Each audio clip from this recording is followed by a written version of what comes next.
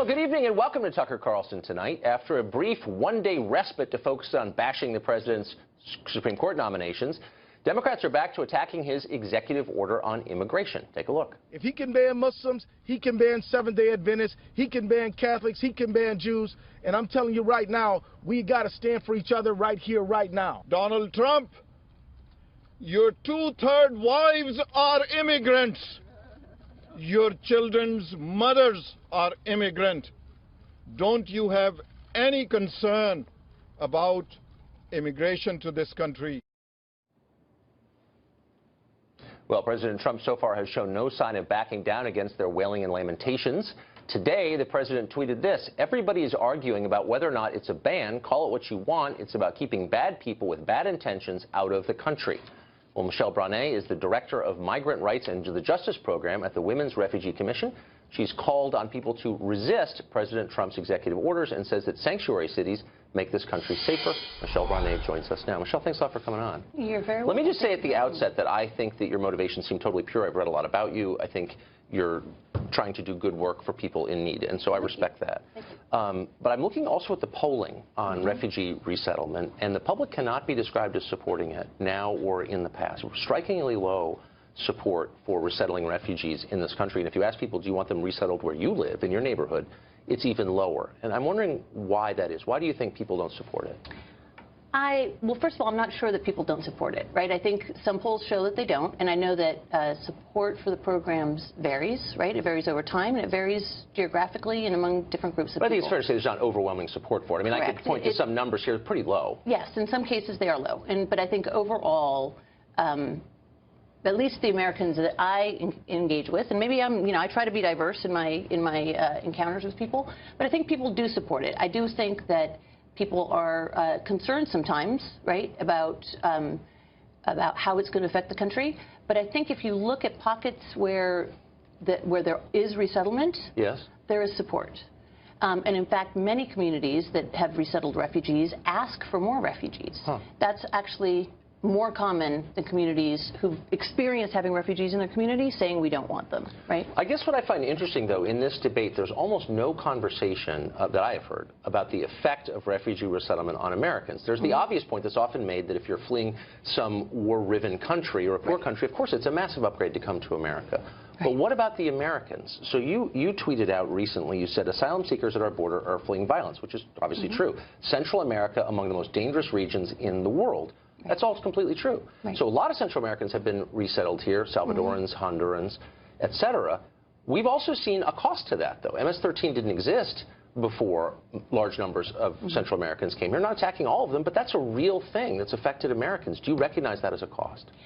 First of all, I would note that MS-13 didn't exist before the U.S. started imprisoning and returning Central Americans to Central America, right? So we could, and I don't want to get into the root causes of it, but the gangs started in the United States, in Los Angeles, and were actually deported to Central America.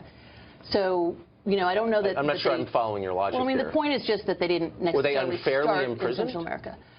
I'm not an expert on that issue. I just wanted to point out that they didn't start there. But to your point, let me just get to your point. But there's still refugees who are here, and their presence has created a massive crime problem called MS-13. That's a cost, isn't it? Well, again, first of all, I think we need to distinguish between refugees and people who come here in other ways, right? I just want to make sure that the audience understands that we have a formal refugee resettlement program. Not all immigrants are refugees, which is what has been... which is what one of the executive orders addresses directly, is refugees, right? Right. Central Americans coming, for the most part, are not refugees. There is a small refugee program now that just started and is likely to not continue. It's on halt now, right? But they come in as asylum seekers, which is different. But it's a technical thing. We don't need to worry about it. But yes. But there's no doubt that refugees from Central America have wound up in criminal gangs. Of course. There's criminals in all communities, right? I would argue, though, to your point of what immigrants and refugees have done for this country and the effect on it, I think overwhelmingly it's a positive effect, not a negative effect. Okay, but don't you think that you weaken your case by downplaying or refusing to acknowledge the downside of it? There's always downsides. I'm going to acknowledge but when that you say, I guess here's how I'm... You want a vet who's coming in, right? And you want to treat them like anybody else. If they commit crimes, they should be But held will you accountable for acknowledge those crimes. something that I think common sense confirms, and I also think social science proves it, that when people are coming from war-torn places and grown up around conflict and violence, obviously you want to rescue them from that, but it also increases the likelihood that they'll be involved in conflict and violence. I don't think there's any evidence Well, of I think that, there's Tucker. quite a bit of that. Well, I haven't seen it. I haven't seen that evidence. People who grow up in places, and I'm not attacking them at all, I'm just saying it makes a kind of sense, and I think MS-13, and there are many other examples of this, certainly throughout the world where refugees have been resettled, that's a potential cost. Would you acknowledge that?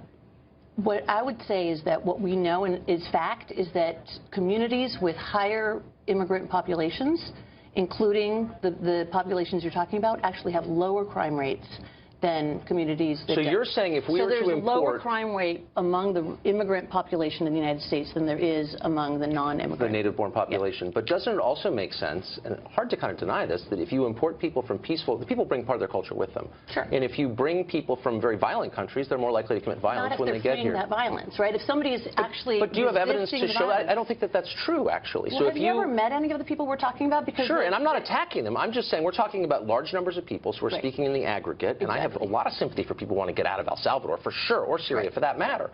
But I also think it's worth worrying about Americans to whom we owe an allegiance as fellow Americans, and to whom our government owes its only allegiance. Sure. And so, like, to say there's no cost, they're all great, that's a lie, and everyone I'm knows not that. saying that. I've never Okay. said that all immigrants are great, right? I mean, I think immigrants should be treated like any other citizen in our community. Why would they be treated or like individual? But they're who, not who, if they commit a citizens. well, all right, individual. I mean citizen as a person. So that was a mistake on my part, but.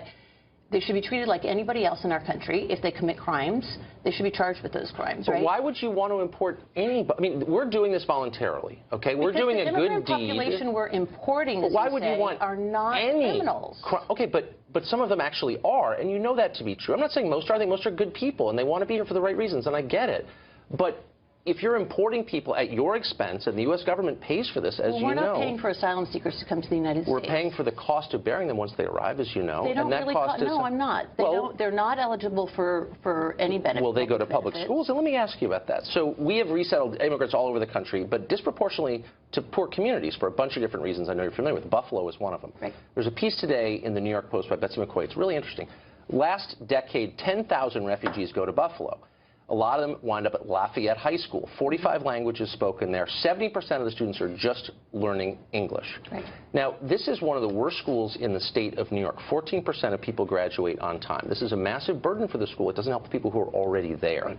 The obvious question is, why aren't we resettling them in places where people support refugee resettlement, like Chevy Chase, Maryland, or Beverly Hills, California, because people don't want to bear the cost of the policies they support?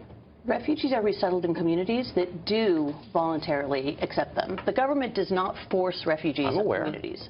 So, in general, as I said earlier, communities that receive refugees generally are asking for them, are benefiting from them, and are very happy to have them there. So if you had a Utica, child, for example, oh, right? come on, if you had a child at a school that all of a sudden became half immigrant, non-English speaking, I don't care if every one of those kids is smart and disciplined and hardworking, that's a massive cost. You know what? I'm really glad you said that, Tucker, because my kids do go to a school like that. What percentage And they- non-English speaking is it? I don't know, but there are a lot. They have several kids in their Well, then class. you know it's and in a fact, high cost to the school. It is. And why it not is in the acknowledge community, that? And the community, well, it is a cost to the school, but, Right. but the community that I'm in and that my children go to school in is welcoming of those kids. They're happy to have it. Parents volunteer and work with them.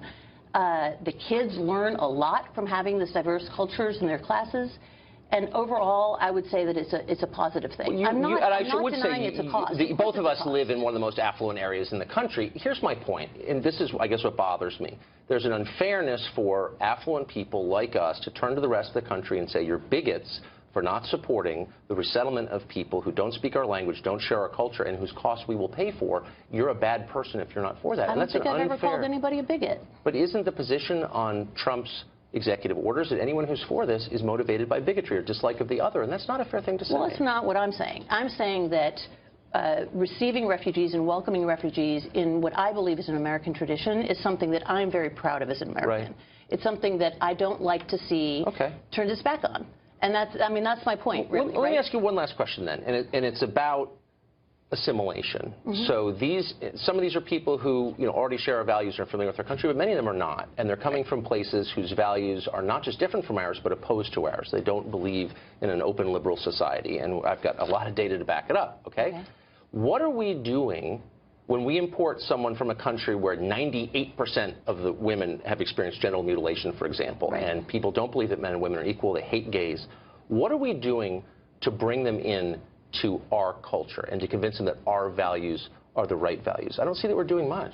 Actually, I think we are. I think that's one of the great things about America. I think that you will see that it takes one generation or less for people to really become assimilated. And in fact, studies are showing that recent immigrants are actually assimilating much quicker than they did in the past. So what percentage? They learn English. They have American friends. They adopt American, social norms and cultural experiences. So what percentage of immigrant families from, say, Somalia, where there's a 98% occurrence of female genital mutilation, practice that on their daughters in the United States? I have no idea. Do you think it would be interesting to know?